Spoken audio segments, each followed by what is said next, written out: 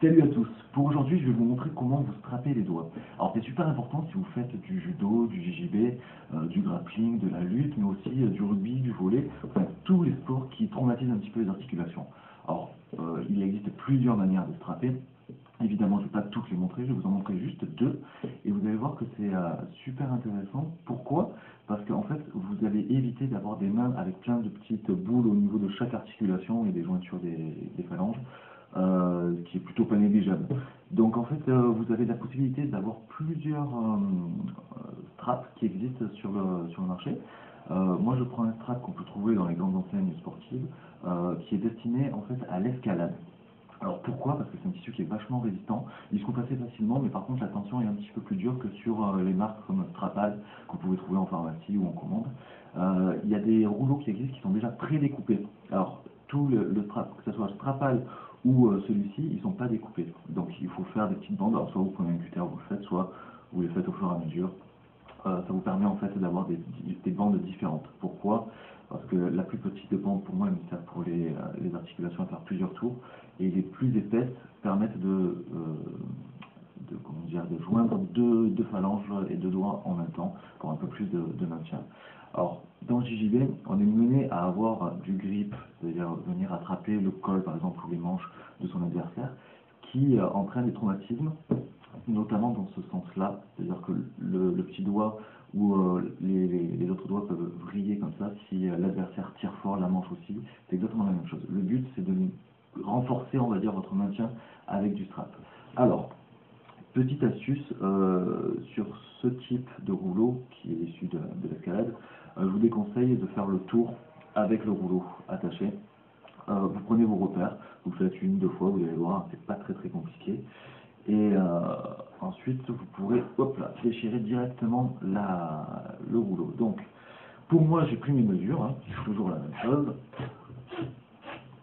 Donc, comme je compte faire 2 tours au niveau de mon doigt, voilà, c'est à peu près cette distance-là. Moi, c'est biceps jusqu'au pouce. Et en fait, je viens déchirer et on va rentrer dans le vif du sujet. Donc, je vais venir frapper ici avec la forme de X la plus basique. Donc, je mets l'insertion à l'intérieur du petit doigt. Je fais un tour complet et là, je vais venir former en fait un X. Donc, je ne sais pas si vous voyez bien, le X va se faire dessous. Je repasse au-dessus, je fais un tour complet, je le double, et je viens finir le croisement, hop, ici. Donc, une fois que vous avez fait ce croisement-là, on refait le tour du doigt, pour un bon maintien, et on recommence ça, et on va juste, en fait, reformer le X par-dessus à quelques millimètres d'écart. Donc, je reviens ici, je fais mon tour, et là, je viens recroiser, hop, juste à côté, ici. Je refais un tour complet, et je redescends en croisant légèrement à côté, et je finis mon tour. Et vous voyez, bon, moi j'ai comment dire, la taille de la bande qui est vraiment déjà prédéfinie, donc ça retombe à l'intérieur. Alors c'est facile pour pouvoir se souvenir où il faut reprendre la petite languette pour pouvoir tout enlever assez rapidement. Et là vous voyez qu'on peut plier les doigts, ça gêne pas, et c'est surtout ça renforce un petit peu l'articulation. Deuxième chose, on va faire la même chose pour avoir un petit renfort, sauf que j'ai tendance à avoir celui-ci là, qui se plie comme ça. Donc, je ne sais pas si vous voyez bien sur la caméra, il se plie dans le mauvais sens, et du coup je vais faire un renfort de X ici, pour justement éviter que le doigt se plie dans le mauvais sens. Donc pareil, je reprends mes distances, alors chaque doigt a une légère différence au niveau de la bande que je vais utiliser. Donc là, c'est la même taille, à peu près 5 mm, sauf que je vais faire un peu plus que la taille du biceps, et voilà. Donc, même principe, je viens hop, à l'intérieur du doigt, je fais mon tour habituel,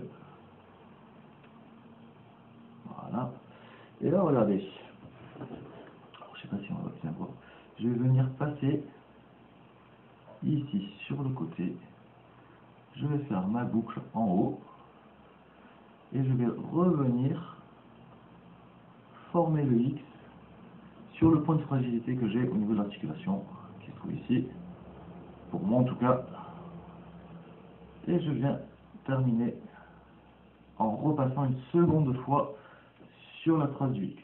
Ici, je refais mon tour, et je redescends sur le X pour venir refermer à l'intérieur. Ce qui fait que j'ai le X qui se retrouve là, et du coup, j'ai plus de difficultés à venir plier dans ce sens, en fait, au moment de l'attraper, enfin, au moment où je vais venir gripper le col. Donc ça, vous allez vous sentir un petit peu mieux, vous pouvez toujours plier, ce qui n'est pas négligeable, donc vous pouvez toujours saisir, sauf que vous allez avoir un renfort qui va vous éviter que vos doigts se tordent. Ensuite, il existe, donc avec ce X, vous pouvez le mettre un petit peu là où vous voulez, mais surtout, vous pouvez aussi joindre les deux doigts par exemple. Pour ça, on va prendre une bande un tout petit peu plus épaisse, pour moi elle est carrément à l'opposé du rouleau, voilà, c'est à peu près le double de la taille que j'utilise pour faire le strap au niveau des doigts, et je vais juste prendre un petit morceau, et par exemple si je veux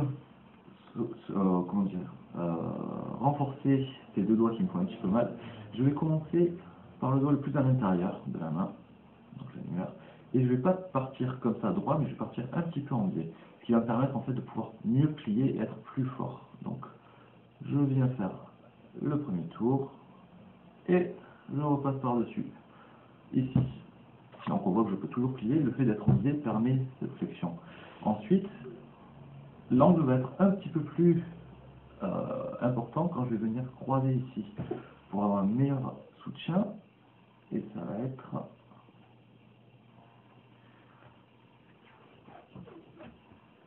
Ça va venir tout renforcer. Donc je passe toujours pareil, sur le doigt le plus grand, et je vais venir croiser en biais, vraiment là. D'accord? Je vais venir ici, et faire un deuxième tour.